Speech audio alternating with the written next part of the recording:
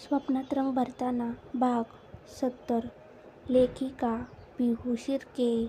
शब्दसखी. त्याला रुहीची खूप आठवण येत होती, पण कोणीही तिला अजून शुभमजवळ येऊ दिलं नव्हतं. लग्न होऊनही त्याला रुही काय त्याच्याजवळ आलेली भेटली नव्हती. आता फक्त 2-3 दिवस, मग कोणीही रुहीला माझ्यापासून लांब करू शकत नाही, विचार करूनच शुभम स्वतःशीच हसला. शेवटी चला आता झोपायला पाहिजे, उद्या फिरायला जायचं आहे, विचार करून शुभम उशिरा झोपायला गेला. सकाळी सगळेच उशिराच उठले. आपापलं आवरून सगळे तिथून 1-2 तासांवर असणाऱ्या बीचवर फिरायला गेले. आई बाबा काका काकू मात्र आलेले नव्हते. ते सगळे आज संजय काकांच्या घरी जाणार होते. आता पुढे सगळी गँग बीचवर फिरायला आली. आत्तापर्यंत ऊन पडलेलं होतं, त्यामुळे सगळे बाजूलाच असणाऱ्या झाडांखाली जाऊन बसले.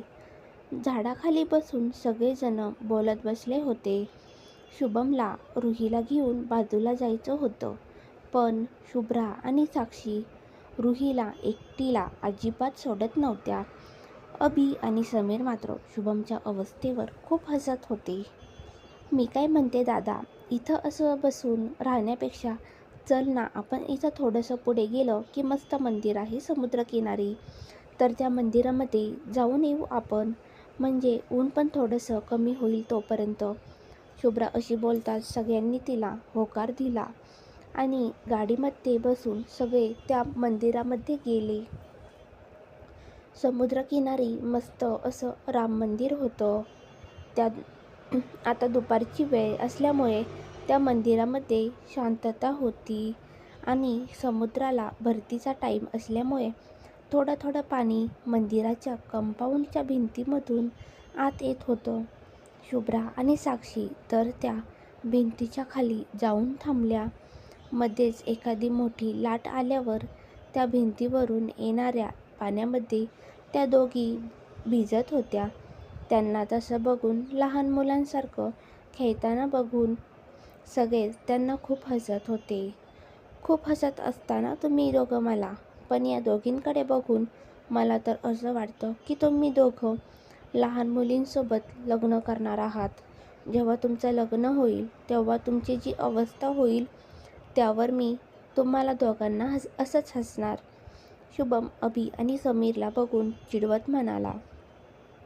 यावर अभि आणि समीर मात्र एकदा एकमेकांकडे बघून आणि नंतर त्या दोघींकडे बघून परत पुन्हा एकमेकांकडे बघून कसं तरी हसले, जसं त्यांनासुद्धा मनात हा प्रश्न पडलाच. रुही मात्र बाजूला जाऊन मंदिराचा परिसर बघत होती. शुभम त्या दोघांकडे बघत हसत निघून गेला आणि रुहीजवळ आला. रुहीच्या जवळ येत शुभम तिचा हात धरत त्याने तिला आवाज दिला. तुम्ही इथे कोणी बघितलं तर? रुही तिचा हात त्याच्या हातातून काढून घेत म्हणाली. कोणी काही बघितलं तर काय होतंय, लग्नाची बायको आहेस ना तू माझी. ती हात सोडून घेत होती. तो हात घट्ट धरत शुभमला म्हणाला. तुला एक प्रश्न विचारू का? शुभम रुहीकडे बघत म्हणाला. हो, विचारा ना. काय झालं? रुही शुभमला म्हणाली. जशी मला तुझी ओढ लागली आहे तशी तुला माझी ओढ लागली नाही का? शुभम तिच्या डोळ्यांमध्ये बघत म्हणाला. यावर मात्र रुही खूपच गोड लाजली. अगं सांग ना. रुही सांगत आहेस ना. खाली बघून लाजणाऱ्या रुहीला बघून शुभम म्हणाला. तरी रुही काहीच बोलत नव्हती. तिला खूपच जास्त लाज वाटत होती. ती मानसुद्धा वर करत नव्हती. मग शुभमने तिला हळूच आपल्या मिठीमध्ये घेतलं. शुभम, अभिने त्यांना आवाज दिला तशी रुही शुभमच्या मिठीतून बाजूला झाली आणि शुभ्रा साक्षी होत्या तिकडे निघून गेली. काय गरज होती तुला आवाज द्यायची? अभिकडे बघून शुभम रागातच म्हणाला. काय गरज होती म्हणजे? हे मंदिर आहे आणि तू इथे काय करतो? अभि त्याला चिडवत म्हणाला. आपल्याला बराच वेळ झालेला आहे, इथे येऊन तर मला असं वाटतं, चला आता बाहेर जाऊन आधी जेवण करू, मग तोपर्यंत हे ऊनसुद्धा कमी होईल, मग आपण बीचवर जाऊ. अभि शुभमला आपला प्लॅन सांगत म्हणाला. ठीक आहे, चला, शुभम म्हणाला. सगळेजण तिथून बीचला जायला निघाले. मध्येच एका ठिकाणी जेवण करून सगळे बीचवर आले. बीचवर येताच साक्षी आणि शुभ्रा त्यांच्यासोबत अभिसुद्धा लगेच पळतच पाण्यामध्ये खेळायला गेले. रुहीसुद्धा थोडंसं पाण्यात जाऊन खेळली, पण नंतर मात्र ती किनाऱ्यावर येऊन बसली आणि वाळूमध्ये घर बनवायला लागली. सगळ्यांनी खूपच मजा मस्ती केली पाण्यामध्ये. बराच वेळ खेळून झाल्यानंतर शुभमने आणि समीरने सगळ्यांना पाण्याबाहेर यायला सांगितलं. शुभ्रा, साक्षी आणि अभि पाण्यातून यायला तयारच नव्हते, पण उशीर होत आला होता, त्यामुळे त्या तिघांनासुद्धा या दोघांनी बाहेर यायला सांगितलं. फ्रेश होऊन कपडे चेंज करून सगळे परतीच्या प्रवासाला लागले. असेच 2 दिवस निघून गेले.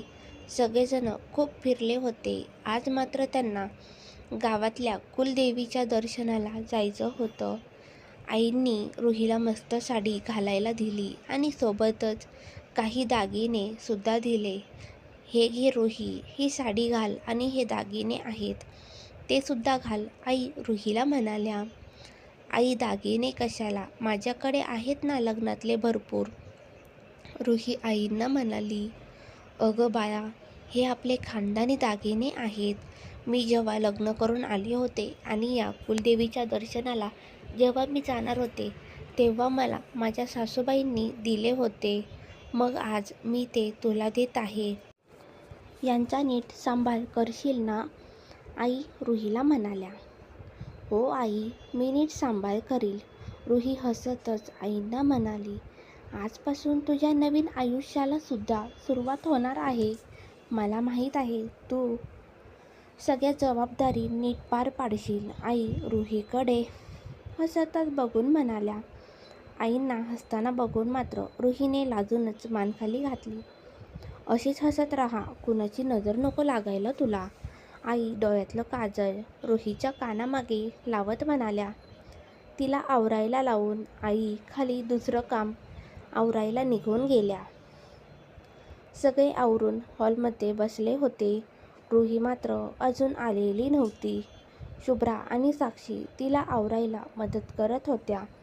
थोड्याच वेळात त्या दोघी तिला घेऊन आल्या. शुभम तर एकटक रुहीला बघत होता. समीर आणि अभिसुद्धा साक्षी आणि शुभ्राला बघत होते. आज त्या दोघींनी सुद्धा मस्त अशी साडी नेसली होती.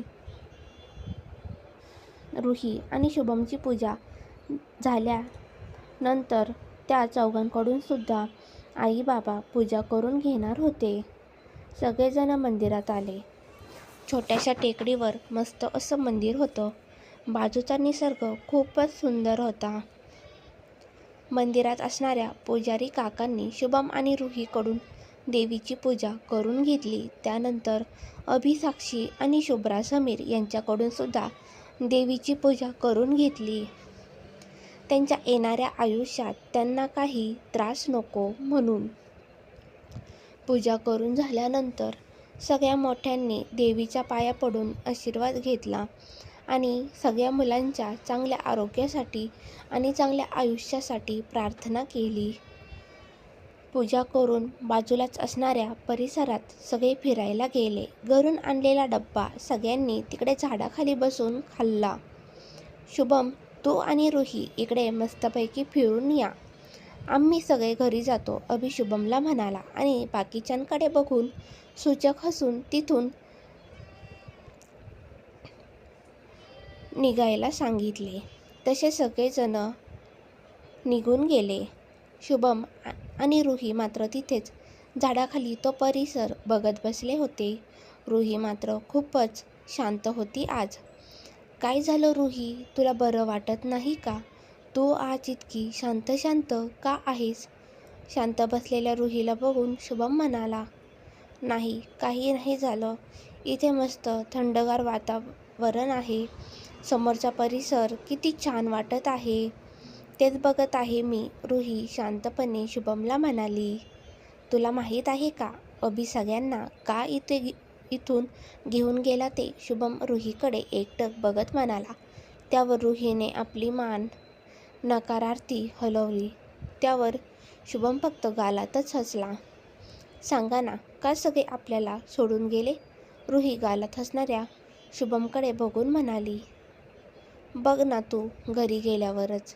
शुभम हसतच रुहीकडे बघून म्हणाला. क्रमशः लाटांमध्ये हरवलेलं प्रेम, नजरेत साठलेली ओढ आणि स्पर्शात दडलेली अधुरी कहाणी. लग्न झालंय पण अजूनही त्यांच्या प्रेमाला नाही मिळाले पूर्णत्व. प्रत्येक भेट चोरटी, प्रत्येक क्षण थोडासा अपूर्ण. शुभमची आस आणि रुहीची लाज, हळूहळू वाढत चाललेलं प्रेम. कुलदेवीच्या साक्षीने आता सुरू होणार आहे त्यांच्या नात्याचा खरा प्रवास. दोन हृदयांच्या अंतराला आता शेवटी विराम मिळणार का? जाणून घेण्यासाठी वाचत राहा स्वप्नात रंग भरताना. स्टोरी आवडली असल्यास लाईक, शेअर आणि सबस्क्राईब करा. धन्यवाद.